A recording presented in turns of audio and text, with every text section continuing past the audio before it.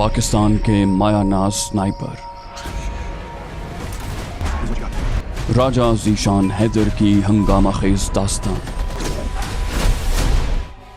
वतन दुश्मनों से नबर्द आज़मा राजा ज़ीशान हैदर उर्फ SS और उसके जिगरी यार सरदार खान की मौत की आंखों में आंखें डालकर अपने वतन की बका के लिए जिद्दोजहद।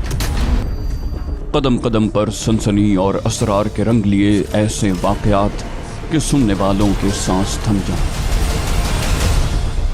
स्नाइपर और स्पॉटर के बाद हाजिर खिदमत है इसी सिलसिले की नई कड़ी, स्नाइपर का तीसरा हिस्सा शूटर।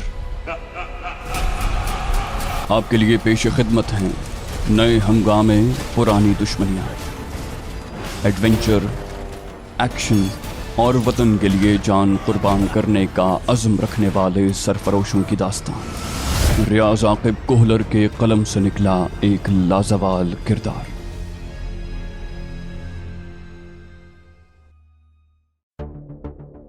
सड़क अबूर करके मैंने सबसे पहले एक बड़ी झाड़ी की ओट में जिस्म से बंधी झाड़ियां अलहदा की और मोबाइल फोन निकाल कर देखने लगा। रशीद की काफी मिस कॉलें और पैगाम आए हुए थे।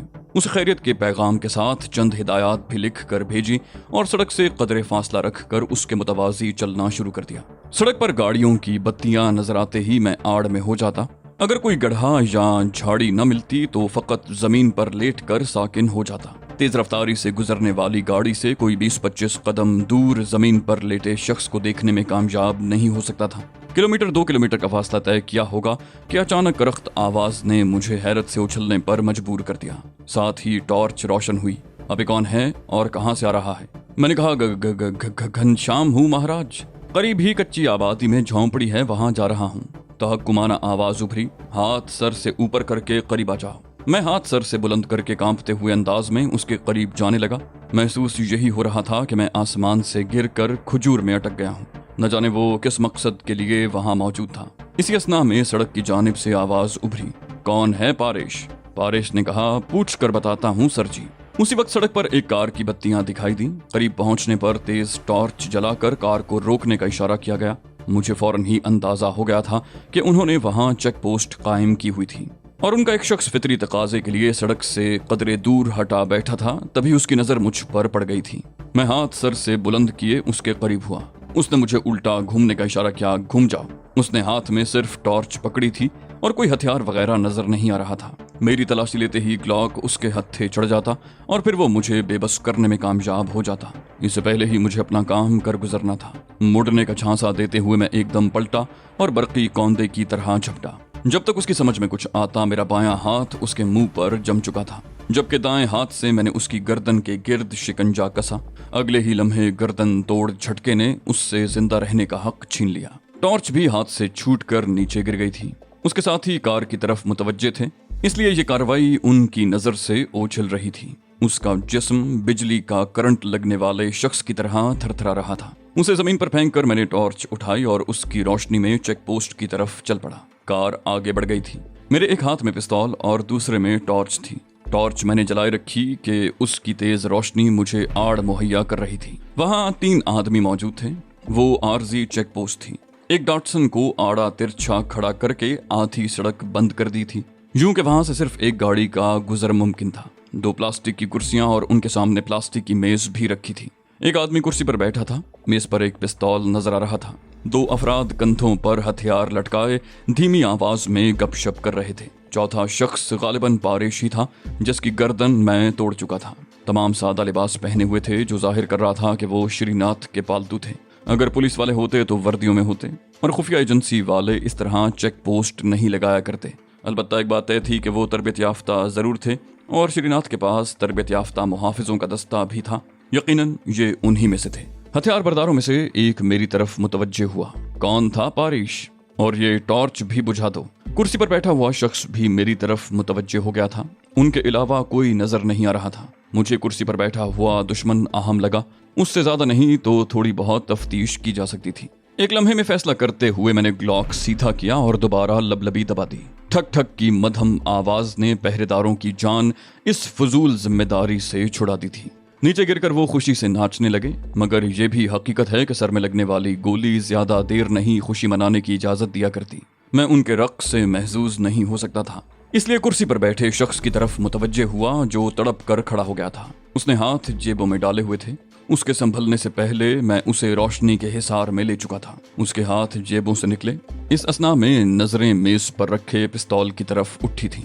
मैंने इत्मीनान भरे लहजे में दावत दी, अगर गोली से तेज हरकत कर सकते हो तो पिस्तौल की तरफ हाथ बढ़ाने में मुज़ायका नहीं। उसने होंठ भींचते हुए धमकाया, पूरे इलाके को हमारे आदमियों ने घेरा हुआ है, तुम मुझे मार कर बच नहीं सकते। मैं हंसा, कहा तुम्हें छोड़कर भी मेरा बचना मुमकिन नहीं, क्योंकि तुम्हारे 3 साथियों को तो मैं महाराज श्रीनाथ की सेवा के लिए रवाना कर चुका हूँ। वो कड़े लहजे में बोला, तुम्हें मालूम नहीं तुम्हारा अंजाम क्या होगा। मैंने कहा शायद, मगर तेरे अंजाम के बारे में अंदाजा लगा सकता हूँ। ये कहते ही मैंने ग्लॉक के ट्रिगर को जहमत दी। गोली हदफ ढूंढने में नाकाम नहीं हुई थी। वो घुटने को थामते हुए नीचे गिर गया। होंठों से तेज कर्राहें निकलने लगी थी। मैंने करीब होकर कुर्सी घसीटी, मेज पर पड़ा पिस्तौल उठाकर देखा। वो तुर्की का बना 9mm था। उसकी मैगजीन उतार कर जेब में डालते हुए मैंने पिस्तौल को खोला और नाकारा करके दूर फेंक दिया। इस दौरान मेरी आंखें दुश्मन पर गड़ी थीं। उसकी कराहें आहिस्ता आहिस्ता बुलंद होना शुरू हो गई थीं। गोली लगते वक्त इंसान को इतनी तकलीफ नहीं होती, मगर जूं जूं वक्त गुजरता जाता है तकलीफ बढ़ती जाती है। जख्म में शदीद जलन और दर्द का एहसास होने लगता है। अगर गोली ने हड्डी को नुकसान पहुंचाया हो फिर तो और ज्यादा अजियत महसूस होती है। मैंने कहा, बालिक अपना नाम तो बताओ। वो बमुश्किल अजियत बर्दाश्त करते हुए बोला, तुम बहुत पछताओगे। मैंने उसके दूसरे घुटने पर गोली ठोकी। उसके मुंह से दर्द भरी कर्रा खारिज हुई। मैंने कहा, ये तो नाइंसाफी है ना कि हाथ 2 हैं और घुटना एक ही जख्मी। उसकी अकड़खानी हवा हो गई थी। गिड़गिड़ाते हुए बोला, प्लीज प्लीज मत करो। मैंने कहा, ये ज्यादती है, तुमने मेरे अल्फाज चुरा लिए हैं, हालांकि ये मुझे कहना चाहिए था। उसने कराहते हुए पूछा, क्या चाहते हो? मैंने इत्मीनान से कहा, इंडियन क्रिकेट टीम का कप्तान बनना चाहता हूँ, क्या मदद कर सकते हो? वो बौखलाते हुए बोला, ये कैसा सवाल है? मैंने पाँव उसके दाएं घुटने पर रखकर हल्के से दबाया। कहा, उल्लू के पट्टे, सवाल था कि तुम्हारा नाम क्या है? वो तड़प गया। मैं गुर्राया, जल्दी बको। हम सड़क किनारे मौजूद थे और किसी भी वक्त कोई गाड़ी वहां से गुजरकर इस पुचगिच में खलल डाल सकती थी। वो बोला, दीपक। मैंने कहा, एजेंट हो या श्रीनाथ के पालतू? वो कराहते हुए बोला, एजेंसी से कोई वास्ता नहीं। मैंने कहा, और कितनी चेक पोस्टें कायम की हुई हैं? वो शराफत से बोला, एक और चेक पोस्ट इसी सड़क के दूसरे सिरे पर लगाई हुई है। फरलांग भर के फासले पर रोशनी की झलक उभरी। मैं बगैर ताखीर उसके माथे में गोली दागते हुए सूरत से उठा और एक पहरेदार की राइफल उठाकर सड़क के करीब हो गया। अपना मफलर मैंने अच्छी तरह लपेट लिया था। पहरेदार इस अंदाज में आड़े तिरछे पड़े हुए थे जैसे सोए हुए हों। गो इतनी सर्दी में खुले आसमान तले सोना अक्ल को गाली देना ही था, लेकिन किसी राहगीर के पास सड़क किनारे लेटे हुए लोगों को देखने का वक्त नहीं होता और बिलफर्ज उचटती हुई निगाह पड़ भी जाए तो ये सोचने की फुर्सत नहीं होती कि कोई क्यों लेटा है। वो एक कार थी। ड्राइवर ने करीब पहुंचकर रफ्तार आहिस्ता की, मगर मैंने हाथ से उसे जाने का इशारा कर दिया। धन्यवाद कहते हुए वो आगे बढ़ गया। मैं जल्दी जल्दी लाशों को घसीट कर नजदीकी झाड़ी के अकब में ले गया। प्लास्टिक की कुर्सियों, मेज, हथियारों को भी साथ फेंका और डॉटसन की तरफ बढ़ गया। हथियारों को नाकारा करना मुझे नहीं भूला था। इग्निशन स्विच में चाबी लगी हुई थी। डॉटसन स्टार्ट करके मैंने रिवर्स की और शहर की तरफ मोड़ कर आगे बढ़ गया। आबादी में दाखिल होते ही मेरी नजरें किसी मुनासिब जगह की तलाश में दाएं बाएं घूमने लगीं। एक चौड़ी गली में चंद कारें खड़ी नजर आईं। मैंने डॉटसन सड़क से उतार कर वहां खड़ी की और रशीद को घंटी करने लगा। उसने घंटी वसूल करते हुए बेसब्री से पूछा, बॉस कहाँ पहुंचे? मैंने एक 2-3 मंजिला इमारत की पेशानी पर चमकता नाम पढ़ते हुए कहा, करीबी इमारत पर राज मंजिल लिखा हुआ है। वो बेचारगी से बोला, मैंने नहीं देखी। मैंने वजाहत की, शमशान घाट जाने वाली सड़क के शर्की जानिब जो सड़क शहर में दाखिल होती है उसके शुरू में ये इमारत मौजूद है। वो खुशी से चहका, समझ गया बॉस, इसी सड़क पर चलते हुए शहर के बाहर चलते आओ, मैं करीब ही मौजूद हूँ, तुम्हें उठा लेता हूँ। मैं राब्ता काटते हुए उसी जानिब बढ़ गया जिधर से आया था। उसे मुझ तक पहुंचते 10-12 मिनट से ज्यादा नहीं लगे थे। कार रोकते हुए वो बाहर निकला और मुझे जोरदार जप्फी डाली। बोला, यकीन करो बॉस, मुझे लगा था हमने तुम्हें खो दिया। उसकी पीठ थपथपाते हुए मैं हंसा। कहा, तभी इतने खुश थे? वो फीके तबस्सुम से बोला, शायद तुम न मानो मगर मैंने अभी तक खाना नहीं खाया। मैं उससे अलहदा होते हुए बोला, इकट्ठे बैठकर खाते हैं। वो स्टीयरिंग पर बैठ गया। कहा, मगर देवगढ़ से निकलकर? मैंने उसके पहलू में नशिस्त संभाली। कहा, मेरा मशवरा है कि 1-2 दिन देवगढ़ में ठहर जाते हैं। उसने नफी में सर हिलाया। बोला, बॉस, कहने का मतलब ये नहीं था कि तुम्हारी हर बात को हुक्म का दर्जा दूंगा। मैं मोतरिज हुआ, क्यों? बोला, जैसे ही पता चला कि तुम उनके घेरे से निकल गए हो, वो पहली फुर्सत में देवगढ़ से निकलने वाले रास्तों पर निगरानी सख्त करेंगे और फिर पूरे शहर की बारीक बीनी से तलाशी लेंगे। ये इलाका श्रीनाथ का है, न जाने उसके कितने खैरखा और चेले चांटे देवगढ़ में भरे पड़े होंगे। मैंने वजह बताई। कहा, मैं अपनी कीमती राइफल वहीं छुपा कर आया हूँ, इसलिए चाहता हूँ कि उसे पहली फुर्सत में वापस हासिल कर लूँ।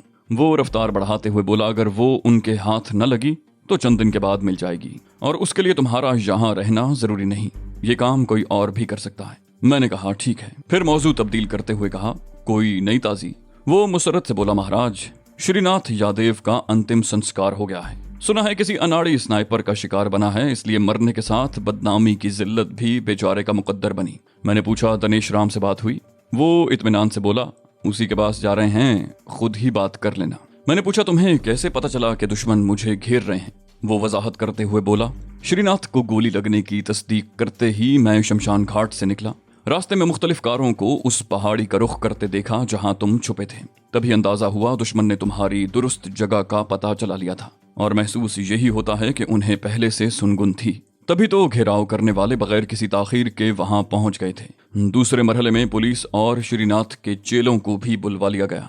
इसी दौरान मोबाइल फोन के सिग्नल भी आर्जी तौर पर जाम किए गए और घेरा मुकम्मल होते ही मोबाइल फोन सर्विस बहाल कर दी गई। मैंने भी पुलिस वालों से सुनी हुई मालूमात उसके गोश गुजार कर दी, साथ ही स्नाइपरों के हमले का भी बता दिया। रशीद ने तबसरा किया, एजेंसी वाले श्रीनाथ के काले करतूतों से अच्छी तरह वाकिफ थे, तभी उन्होंने श्रीनाथ को हमले से लाइल्म रखा और तुम्हारे खिलाफ भी श्रीनाथ की मौत के बाद कार्रवाई शुरू की।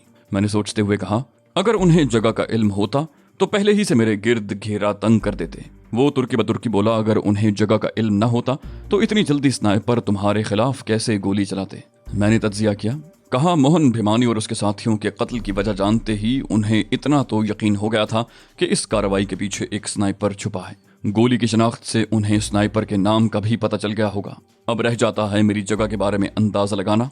इस मकसद के हुसूल के लिए उन्होंने एक माहिर स्नाइपर की जिम्मेदारी लगाई कि वो श्रीनाथ के करीब रहे, ताकि उस पर हमला होते ही गोली चलाने वाले की जगह का दुरुस्त अंदाजा कर सके। कोई भी मुस्तनद स्नाइपर गोली की आमद के जाविये से गोली चलाने की जगह के बारे में दुरुस्त अंदाजा लगा सकते हैं। बस मेरी जगह का पता चलते ही उन्होंने पहले से तैयार हालत में लेटे स्नाइपरों को मेरी जगह की निशानदही करवाई। शमशान घाट के कुर्ब जवार में मौजूद इमारतों की छतों पर उनके स्नाइपर पहले से तैनात थे। 2+2 4 की तरह कहानी वाज़ेह है। वो मुताज्जिब हुआ, बोला, गोली की शनाख्त करते ही उन्हें तुम्हारे बारे में कैसे पता चला? मैंने वजाहत की। कहा, SR1 मेरे अलावा इंडिया में सिर्फ एक शख्स के पास है जो उसके इस्तेमाल से भी नावाकिफ है, और उसके पास राइफल की मौजूदगी से रॉ भी लाइल्म है। बाकी मैं इस राइफल से पहले भी चंद लोगों को निशाना बना चुका हूँ। उसकी हैरानी सिवा हो गई। बोला, ऐसे कैसे हो सकता है कि ये राइफल किसी और के पास मौजूद ही ना हो?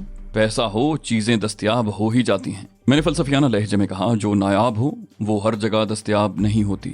उसने मुंह बनाया। बोला, मुझे फलसफा सुनने का कोई शौक नहीं है। मैंने जान छुड़ाते हुए कहा, इस बहस को रहने दो कि ये लंबी कहानी है। वो इत्मीनान से बोला, जोधपुर तक 2 घंटे लगेंगे और मेरे ख्याल में लंबी कहानी सुनने के लिए इतना वक्त काफी है। मैंने हैरानी से कहा, मगर आते हुए हमें ज्यादा वक्त लगा था। उसने वजाहत की। बोला, तब हम बराह रास्त देवगढ़ नहीं आए थे, पाली से गंडालिया पहुंचे थे और वहां से देवगढ़ आए थे, जबकि अब देवगढ़ से बराह रास्त जोधपुर जा रहे हैं। अस्बात में सर हिलाते हुए मैंने हुनकारा भरा और उसे लॉरा ब्राउन की कंपनी WAS की कहानी सुना दी। जोधपुर में दाखिल होने तक आफताब तुलू हो चुका था। मैंने पहले एक होटल पर डट कर नाश्ता किया। कल दिन से भूखे थे। पुरतकल्लुफ नाश्ते के बाद उसने मुझे मंदिर के दाखिली दरवाजे पर उतारा और हाथ लहराता हुआ आगे बढ़ गया। तय यही हुआ था कि पहले मैं दनेश राम से मुलाकात करूंगा, उसके बाद उसके मकान पर पहुंच जाऊंगा। मंदिर में दाखिल होकर मैं सीधा तुलसीदास के कमरे में पहुंचा। वो पूजा पाठ के बाद वापस आ गया था और दनेश राम के पास जाने की तैयारी कर रहा था। उसके कमरे का एक पट खुला था। दरवाजे को बजाकर मैंने उसे अपनी तरफ मुतवज्जे किया। मुझे देखते ही उसके चेहरे पर मुसर्रत भरी हैरानी नमूदार हुई और वो खुशी से चहका, पधारिए वीर जी, पधारिए। मैंने अंदर जाकर उससे मौनिका किया। मेरी पीठ थपथपाते हुए वो तहसीन आमेज लहजे में बोला, यकीन करो वीर जी, जी खुश हो गया है आपका काम देखकर। میں نے کہا دھنیواد بھائی، یہ بتائیں مہاراج سے ملاقات کس وقت ہو پائے گی؟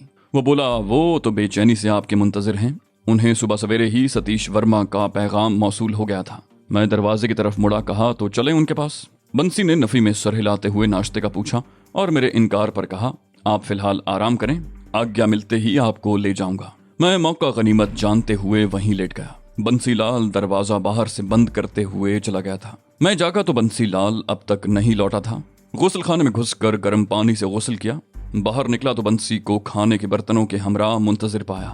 کھانا کھاتے ہوئے اس نے بتایا کہ دنیش رام سے تفصیلی ملاقات آدھی رات کے بعد ہی ہونا تھی۔ میں کھانا کھا کر دوبارہ لیٹ گیا۔ میدان عمل میں ایسے دن کم ہی نصیب ہوتے ہیں جب انسان کے پاس فکر کرنے کی وجہ نہ ہو، اسے ہدف پورا کرنے کا منصوبہ نہ بنانا ہو، اسے مستقبل کا لاہ عمل نہ طے کرنا ہو، اور جب ایسے لمحات میسر ہو جائیں تو پھر خواب صرف گھر کے ہی آتے ہیں۔ میں بھی جاگتی سوچوں سے پلوشا کو دیکھتا ہوا سونے کی کوشش کرنے لگا۔ رات کا کھانا کھانے کے 2-3 گھنٹے کے بعد میں بنسی لال کی مائیت میں دنیش رام کے کمرے میں پہنچا۔ وہ پرتپاک انداز میں مجھے ملا تھا۔ دھنیواد بالک، مجھے امید دلائی گئی تھی کہ تم اچھا کام کرو گے اور تم نے تعریف کرنے والوں کے اعتماد کو ٹھیس نہیں پہنچائی۔ میں نے متبسم ہو کر ہولے سے سر ہلاتے ہوئے پوچھا کیا اب خطرہ باقی نہیں رہا؟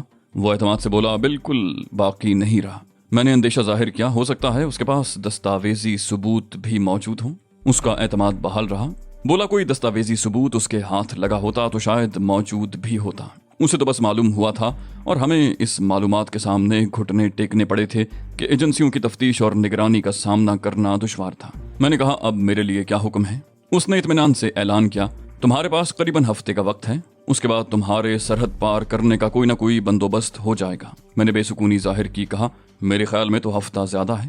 وہ ہنستے ہوئے بولا ہاں 1 ہفتہ آرام کرنا واقعی تم جیسے شخص کے لیے مشکل ہوگا۔ میں نے اطمینان سے کہا ہفتہ نہیں، میں 1 سال بھی آرام کر سکتا ہوں، مگر شرط یہ ہے کہ وہ ساتھ ہو۔ وہ مزاحیہ انداز میں بولا دیکھ لو میاں، پھر یہ ہمارا جگر ہے کہ اس کے بغیر کئی سال گزار دیے اور نہ جانے مزید کتنے گزارنے ہوں گے۔ میں ایک دم اداس ہو گیا تھا۔ اس کا مزاح میں کہا ہوا فقرہ بھی چابک کی طرح لگا تھا۔ بلا شبہ اس کی بھی تو پلوشا تھی۔ پلوشا تو ہر کسی کی ہوتی ہے، بس نام مختلف ہوتا ہے، شکل مختلف ہوتی ہے، شاید مزاج میں بھی تھوڑا بہت فرق ہو، مگر محبوب تو محبوب ہوتا ہے۔ اپنا محبوب ہی پیارا لگتا ہے اور پیاروں سے دور رہنا کتنا مشکل ہوتا ہے اس کا اندازہ کرنا کم از کم میرے لیے بالکل دشوار نہیں تھا۔ جب آپ کو پتا ہو کہ انتظار لا حاصل ہے تو انتظار کی لذت باقی نہیں رہتی، صرف نارسائی کی اذیت مقدر بنتی ہے۔ میں نے ندامت سے کہا معافی چاہتا ہوں۔ اس نے کھلکھلاتے ہوئے میرے ہاتھ سے پکڑ کر اپنی طرف کھینچا اور پیٹھ تھپ تھپاتے ہوئے بولا پریشان ہو گئے؟ یہ زندگی ہم نے خود چنی ہے میاں، کیونکہ ہمارا وہ وہاں پہنچا ہوا ہے جہاں سے واپس نہیں آ سکتا۔ البتہ میں وہاں جا سکتا ہوں، تو بس انتظار کے لیے جگہ کا انتخاب کرنا کوئی اہمیت نہیں رکھتا۔